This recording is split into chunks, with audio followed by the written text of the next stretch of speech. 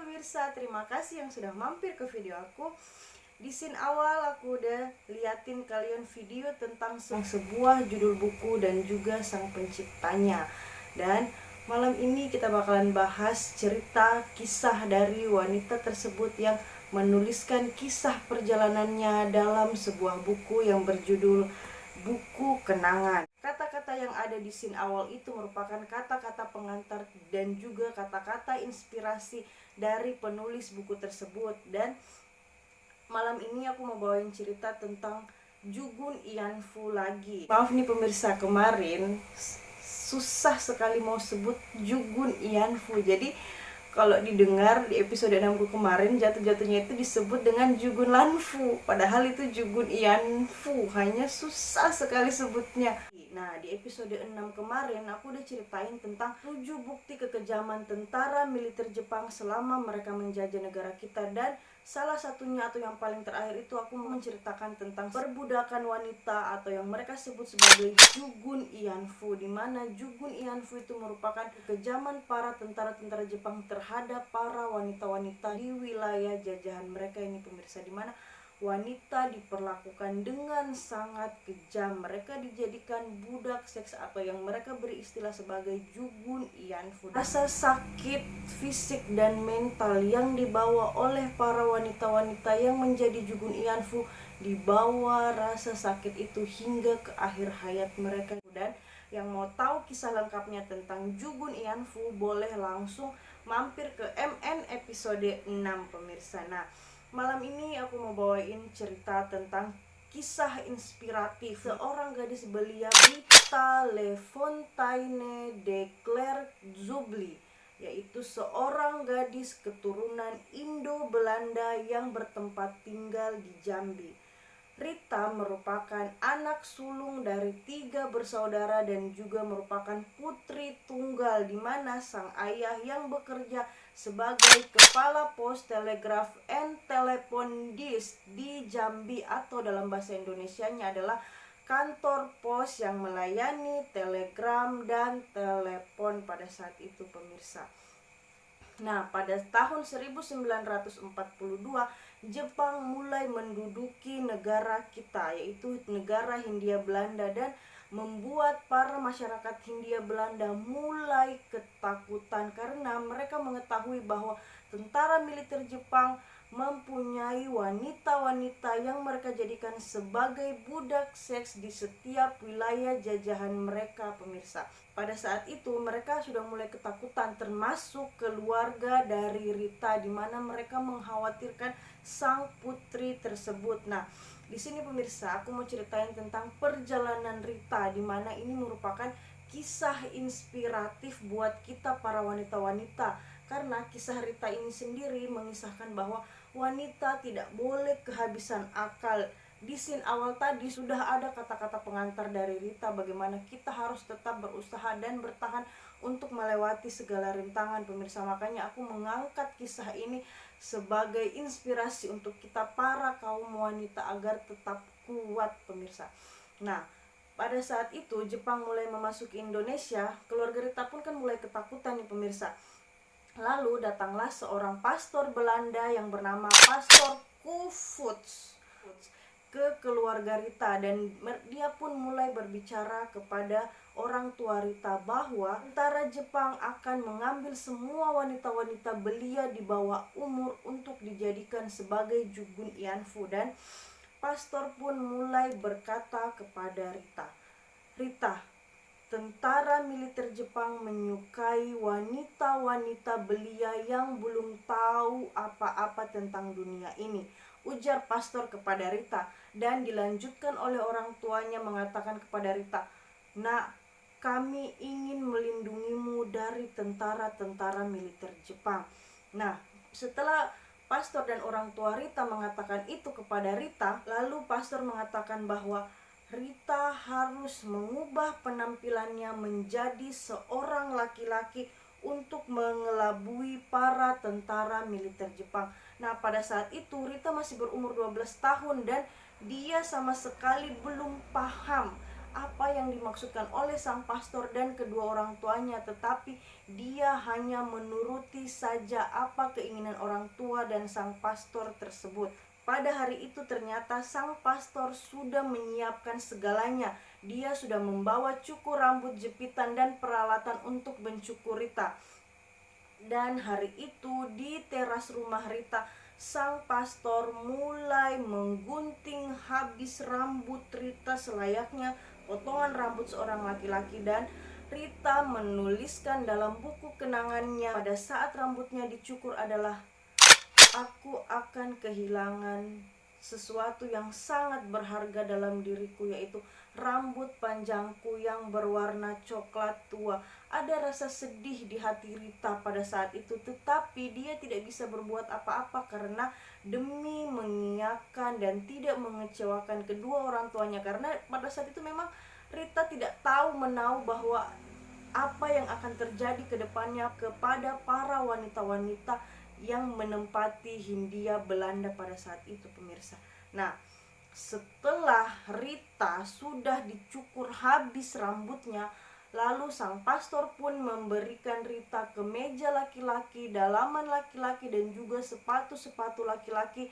Lalu Rita berubah seketika menjadi seorang pria, pemirsa. Dan pada saat itu, setelah dia berubah menjadi seorang laki-laki dalam perjalanannya, dan kemudian tentara militer Jepang mulai memasuki Jambi pada pertengahan Februari 1943. Semua para masyarakat Indo-Belanda, keturunan Belanda, dan juga para masyarakat pribumi dikumpulkan dalam satu kamp. Mereka semua ditahan karena akan dilakukan pemeriksaan kepada para wanita-wanita dan juga pria. Jadi para wanita-wanita dipisahkan antara para wanita-wanita belia, wanita dewasa, dan juga laki-laki dewasa. Tetapi pada saat itu sang ibu melupakan suatu hal, bahwa anaknya yang sudah menjelma menjadi seorang laki-laki ini belum diberi nama, bahkan dia masih dipanggil dengan nama Rita. Dan seketika itu ibunya pun kaget dan sontak mengeluarkan panggilan kepada Rita yang bernama Richard. Dia memanggilnya Richard, dan akhirnya Rita pun berubah nama menjadi Richard. Bukan lagi Rita, tetapi Richard yang dipanggil dengan panggilan Rick. Richard atau Rita ini merupakan anak yang cerdas. Dia tidak bodoh-bodoh banget. Dia tuh gak bodoh-bodoh banget nih, pemirsa, sekalipun usianya masih 12 tahun pada saat itu, dimana dia melakukan aktingnya dengan sangat bagus hingga dia tidak ketahuan sedikit pun oleh tentara militer Jepang, dan Rita berhasil lolos dari pemeriksaan. Dan juga pada saat itu Rita menorehkan lagi kisahnya dalam sebuah buku kenangannya, yaitu, "Keluargaku dikucilkan dari tanah ini selama 41 bulan dan aku harus melakukan penyamaranku sampai dengan waktu yang sangat lama." Betapa menyedihkannya seorang Rita yang pada saat itu demi menyelamatkan dirinya dari atas saran pastor dan ibunya, hingga dia berhasil dan dia bisa berakting menjadi seorang laki-laki nih, pemirsa. Jadi luar biasa banget, dia melakukan pelariannya dengan sangat bagus dan dengan sangat baik. Tetapi Rita sampai saat itu pun tidak tahu menahu bahwa perempuan-perempuan yang diambil dan dipisahkan itu, bagaimana keadaan mereka yang dijadikan sebagai Jugun Ianfu oleh tentara-tentara militer Jepang. Dan Rita pun melakukan perjalanan penyamarannya hingga Indonesia merdeka pada tahun 1945. Setelah Indonesia merdeka dan Jepang sudah tunduk kepada wilayah jajahannya, para Jugun Ianfu semua dibebaskan. Tapi dalam sejarahnya sendiri, para Jugun Ianfu yang telah bebas, mereka semua kehilangan arah. Mereka tidak tahu mereka harus pulang kemana, mereka harus pergi kemana pada saat itu nih, pemirsa. Saking menyedihkannya para Jugun Ianfu pada saat itu, karena mereka ditarik secara paksa, mereka disembunyikan di suatu rumah, di suatu tempat, sehingga pada saat mereka dibebaskan begitu saja. Mereka begitu saja keluar dengan sendirinya seperti ayam yang dilepas dari kandang yang tidak tahu arah nih pemirsa. Dan pada saat Indonesia merdeka, Rita pun kembali menjadi perempuan dewasa normal yang sangat cantik dengan rambut panjang berwarna coklat tua khas Rita sendiri pemirsa. Nah, pada saat itu sekalipun Rita tidak menjadi seorang Jugun Ianfu pemirsa, tetapi dia juga merasa sangat sedih bagaimana dia adalah seorang gadis muda, seorang gadis belia yang harus terpaksa menjadi seorang laki-laki demi pelariannya untuk dijadikan sebagai Jugun Ianfu. Para penulis-penulis semuanya memberikan dukungan kepada Rita agar Rita menuliskan perjalanan kisah penyamarannya agar lolos sebagai Jugun Ianfu dalam sebuah buku, dan buku tersebut dirilis oleh Rita dengan judul Disguised atau Sang Penyamar, yang pertama kali diterbitkan di Inggris pada saat 65 tahun setelah kejadian itu berlangsung pemirsa. Lumayan lama ya Rita baru menuliskan sebuah buku di mana dia mengisikan semua isi hatinya, semua perjalanannya dalam buku kenangan tersebut. Dan juga buku Disguised tersebut diterbitkan di Indonesia pada tahun 2009 menggunakan bahasa Indonesia dengan judul Sang Penyamar. Dan artikel Rita juga sudah tayang di National Geographic Indonesia dengan judul Berhasil Lolos sebagai Jugun Ianfu dengan Menyamar sebagai Seorang Laki-laki pemirsa.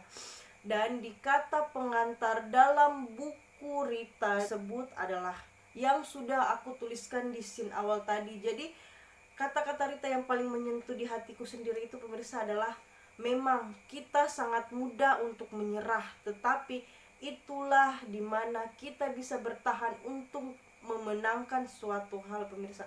Makanya mengangkat kisah Rita karena ini benar-benar kalau kita mencerna dengan baik, ini benar-benar sebuah inspirasi untuk kita para kaum wanita, dimana kita itu sebenarnya bisa banyak cara, ada kan istilah yang mengatakan banyak jalan menuju Roma.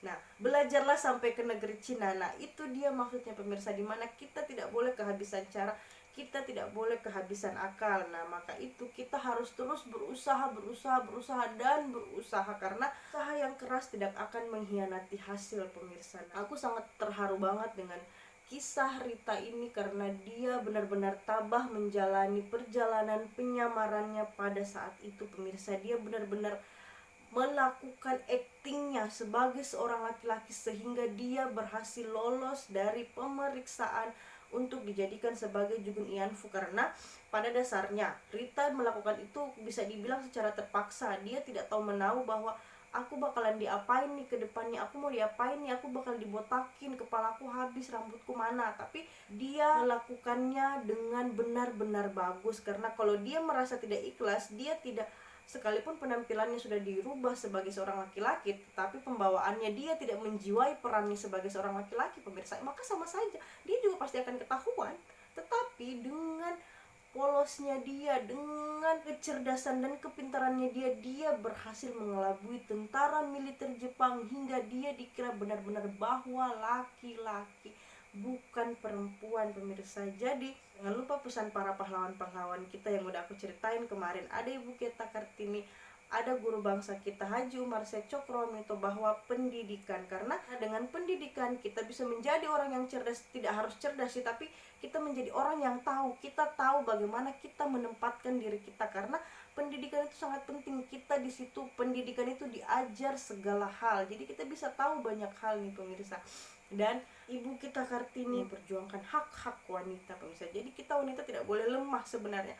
Kita wanita itu harus kuat, kita wanita itu harus bangkit loh. Ibu kita Kartini sampai akhir hayatnya pun dia masih berpikir bagaimana untuk memajukan para wanita-wanita pribumi. Jadi kita juga para wanita tidak boleh kehabisan akal. Selagi itu dalam ranah yang baik, maka tidak ada salahnya jika kita mau berusaha dan berjuang nih pemirsa. Oke, cukup untuk video malam ini. Dan buat teman-teman yang mau request aku mau bawain cerita sejarah apa, boleh langsung DM ke Instagram aku yang udah aku tulis di description box nih pemirsa. Dan juga jangan lupa klik subscribe, like, komen, dan share. Dan jangan lupa nyalain lonceng notifikasinya jika pemirsa pengen tahu kalau aku lagi update video terbaru nih pemirsa. Ya, terima kasih buat video hari ini. Jangan lupa komen pemirsa gimana tanggapan kalian tentang semua video-video aku yang udah aku bawain episode ke-7 pada malam ini. Oke, bye. See you next time.